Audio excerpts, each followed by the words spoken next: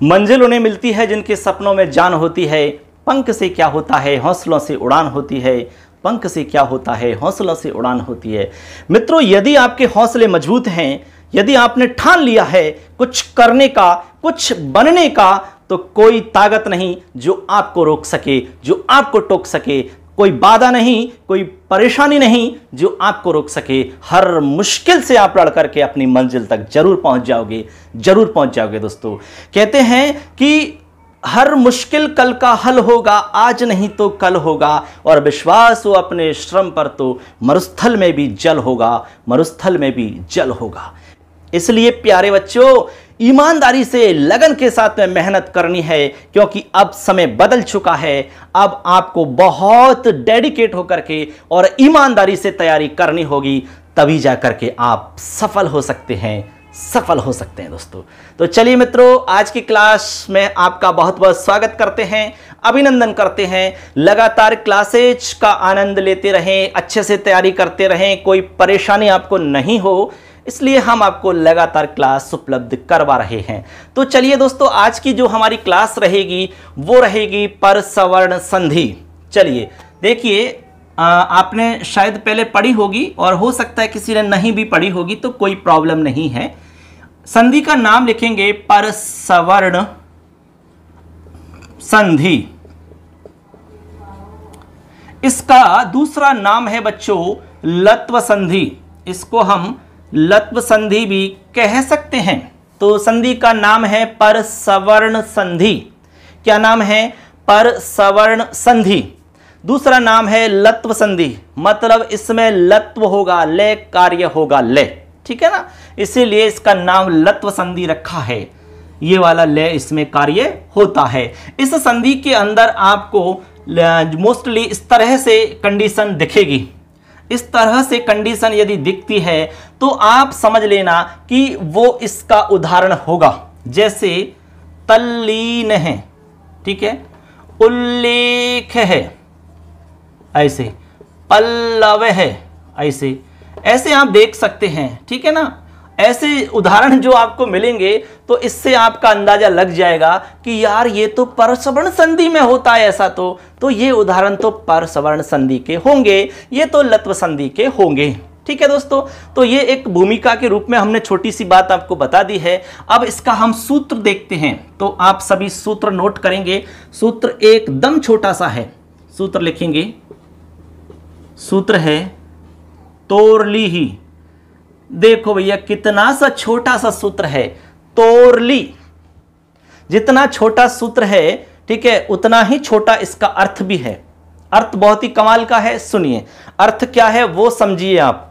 मैं यहां लिख रहा हूं, एक बार देखिए। अर्थ है इसका, देखो, तवर्ग, ठीक है। तवर्ग के बाद में, तवर्ग का मतलब क्या होता है? ते, थे, दे, धे और ने, ये तो आप समझ रहे होंगे। ये हमारा तवर्ग है। क्या ये? तवर्ग। यानी तवर्ग के बाद में यदि ले मिले, क्या मिले? ले। तवर्ग के बाद में यदि ले मिले तो आपको तवर्ग के स्थान पर भी ले कर देना है। ये इस सूत्र का अर्थ हो गया बच्चों। तवर्ग के बाद में यदि आपको ले मिलता है तो तवर्ग के स्थान पर भी ले हो जाता है, अर्थात पर सवर्ण कार्य हो जाता है। पर सवर्ण कार्य हो जाता है या ले हो जाता है, एक ही बात है, ठीक है। इसको आप कैसे भी समझ सकते हैं। अब इसमें एक विशेष बात है, वो आपको समझनी है, ठीक। अब देखो बच्चों, यहां पर जैसे मान लो कि तवर्ग के अंदर आपका आ गया दे, ठीक है, दे आ गया, नहीं ते आ गया, सॉरी, ते आ गया, तो आपको क्या करना है? इस ते का ले करना है, ठीक है। यदि थे आ गया तो आपको क्या करना है? ले करना है। यदि दे आ गया तो आपको क्या करना है? ले करना है। यदि आपका धे आ गया तो आपको ले करना है। देखो बात तो वही है ना जो आपको हम बता रहे थे इतनी देर से। भाई ये ते, थे, दे, धे, ये सब क्या है? तवर्ग ही तो है। हमने कहा कि तवर्ग के स्थान पर कोई भी वर्ण आ सकता है, यानी तवर्ग में से कोई भी वर्ण हो, 5 वर्ण हैं, उनकी जगह आपको ले करना है। लेकिन यहां पर जो 5वें नंबर का है आपका ने, इस ने की जगह जो आप ले करोगे, यहां आपको थोड़ा सा विशेष समझना है। क्या समझना है? सुनो, देखिए बच्चों, यहां पर यह समझना है कि जो ने है हमारा, यह ने आपका अनुनासिक है, ये अनुनासिक नहीं है। इन पांचों में अनुनासिक हमारा ने है, 5वें नंबर का। ठीक है, 5वें नंबर का अनुनासिक होता है, ये हम आपको बहुत पहले ही बता चुके हैं। अब ये देखिए कि जब आप इस ने की जगह ले करोगे, तो हमने कहा कि भाई ने अनुनासिक है, तो फिर ले भी अनुनासिक होना चाहिए। आप सोचेंगे यार ले भी अनुनासिक होता है क्या? होता है यार, होता है। मैं आपको बता देता हूं, देखिए यवला द्विधा, ये एक पंक्ति है, यवला द्विधा।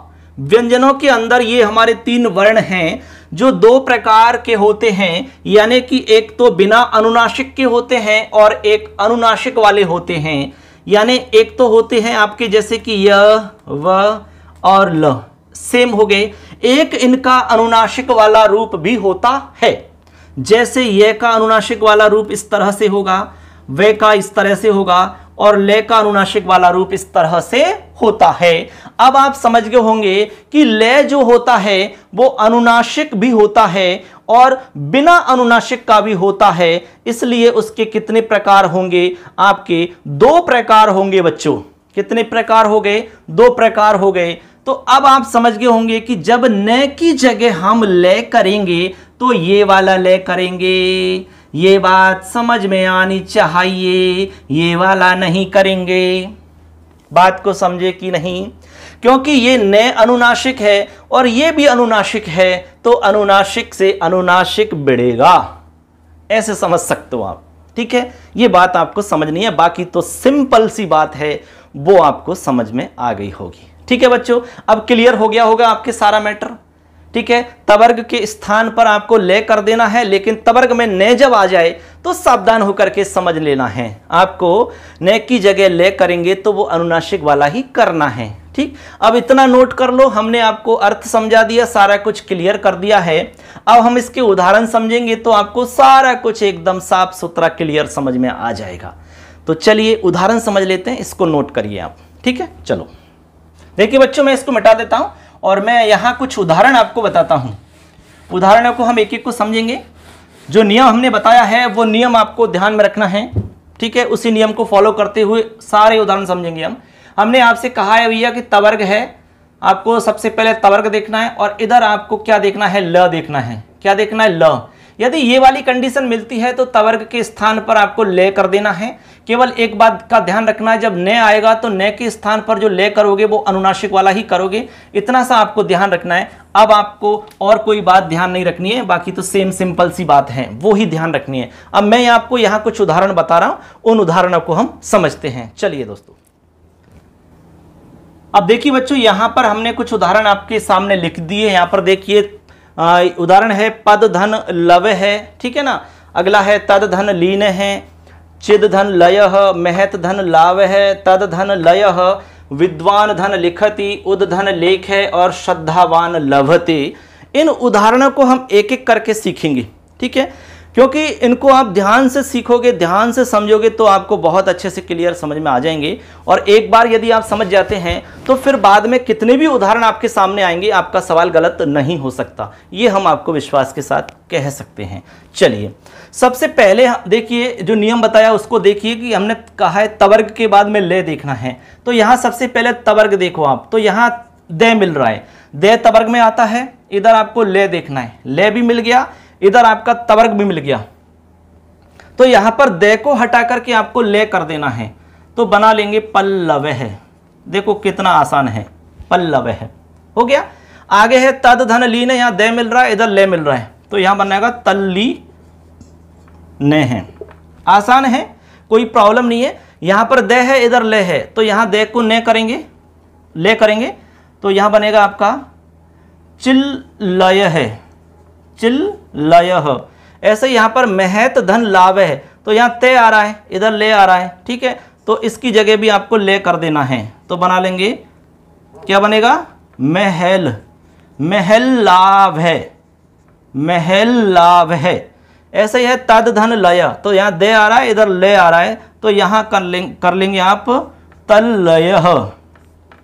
देखो इनमें कोई प्रॉब्लम नहीं है क्योंकि एकदम सामान्य सा नियम लग रहा है। अब यहां पर देखिए विशेष है विद्वान धन लिखति। हमने कहा कि जब ने आ जाए तो यहां थोड़ा सा सावधान होकर समझना है। यहां जो ने है, इस ने की जगह ले तो होगा, बट जो ले होगा वो अनुनासिक वाला होगा।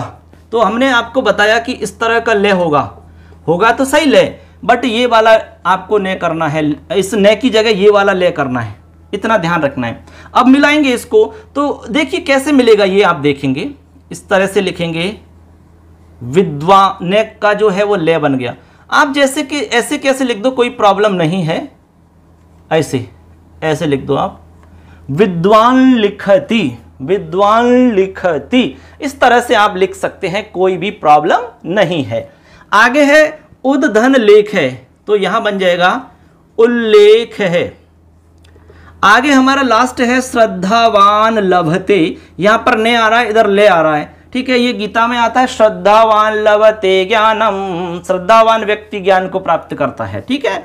तो यहां पर देखेंगे ने की जगह आप ले तो करेंगे ही, इस न की जगह ले तो करेंगे, बट ये अनुनासिक वाला ले करेंगे, तो अनुनासिक वाला ले करके आप बना दीजिए और जैसा है वैसा लिख दीजिए। तो बना लेंगे श्रद्धावान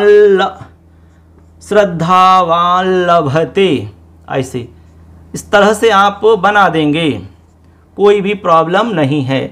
ऐसे कैसे लिख देंगे श्रद्धावान लभते ज्ञानम, ऐसे। तो इस तरह से बच्चों आप कितने भी उदाहरण बना पाओगे, कोई दिक्कत आपको नहीं आएगी। तो एकदम सरल है ये संधि। संधि का नाम है लत्व संधि या फिर परसवर्ण संधि। सूत्र है तोरली। क्या सूत्र है? तोरली। और सूत्र का अर्थ हमने बताया कि तवर्ग के बाद में यदि आपको ले मिलता है तो तवर्ग के स्थान पर भी ले आदेश कर देना है। यदि आपको तवर्ग में ने मिलता है तो ने की जगह आपको अनुनासिक वाला ले करना है, इतना ध्यान रखना है बस। ठीक है दोस्तों, तो ये हमारी संधि कंप्लीट हो जाती है, इसमें और कोई नियम नहीं है, इतना ही आपको समझना है। ठीक है ना। तो इसी के साथ में हमारी ये कंप्लीट हो जाती है। आज की क्लास में इतना ही हम बताएंगे, क्योंकि क्लास छोटी रहती है तो देखने में भी मज़ा आता है और अपलोड करने में भी हमें प्रॉब्लम नहीं आती है। क्लास लंबी हो जाती है तो हमें बहुत दिक्कत आती है उसको एडिट करने में, ठीक है ना, उसको एक्सपोर्ट करना, फिर उसको अपलोड करने में, क्योंकि यहाँ पर हमारे नेटवर्क थोड़ा कम रहता है, नेटवर्क की बहुत प्रॉब्लम होती है। एक एक वीडियो को कई बार तो हमें 5-5 घंटे हो जाते हैं। ठीक है, उसी में चलता रहता है, घूमता रहता है, धीरे धीरे अपलोड होता रहता है, हमारे बाकी काम भी अटक जाते हैं। ठीक है। अब बच्चे सोच रहे होंगे सर पता नहीं हमें क्लास नहीं देते, डेली पढ़ाते नहीं है। अब बच्चों देखो हमारी भी कुछ प्रॉब्लम होती है, उन प्रॉब्लम को फेस करते हुए आपको क्लास दे रहे हैं और पूरा प्रयास रहेगा कि आपको हम सारा मैटर उपलब्ध करवा दें। ठीक है दोस्तों, अच्छे से लगातार क्लास लेते रहें और चैनल को सब्सक्राइब यदि नहीं किया है तो आप ज़रूर कर लें, क्योंकि आगे सारी जानकारी इस चैनल पे आपको मिलेगी। मैं आपको एक वीडियो बताऊंगा जिसमें फॉरेन से संबंधित जानकारी दूंगा, पेपर से रिलेटेड आपको बताऊंगा कि कैसे आपको करना है, किस तरह से पेपर सॉल्व करना चाहिए, कहाँ पर हम गलती कर देते हैं, कौन कौन सी छोटी छोटी गलतियाँ हैं जो हम अक्सर करते हैं, उनको हम कैसे सही कर सकते हैं, वो सारी टिप्स आपको ध्यान में रखनी होंगी, तभी जाकर के आप अच्छे नंबर ला सकते हैं। दोस्तों हमने पहले भी कहा कि यदि आप लगन, ईमानदारी और उत्साह के साथ में मेहनत करते हैं तो कोई ताकत नहीं जो आपको हरा सके। अच्छे से कोशिश करते रहो, कोशिश करते रहो। कहते हैं कि कोशिश करने वालों की कभी हार नहीं होती, लहरों से डरने वालों की नौका पार नहीं होती, लहरों से डरने वालों की नौका पार नहीं होती। कोशिशें इंसान को नाकाम कर सकती नहीं, मंजिलें ना भी मिले तो फासले घट जाते हैं, मंजिलें ना भी मिले तो फासले घट जाते हैं। दोस्तों आज इतना ही पर्याप्त। अच्छे से मेहनत करें। सबके लिए धन्यवाद। जय हिंद।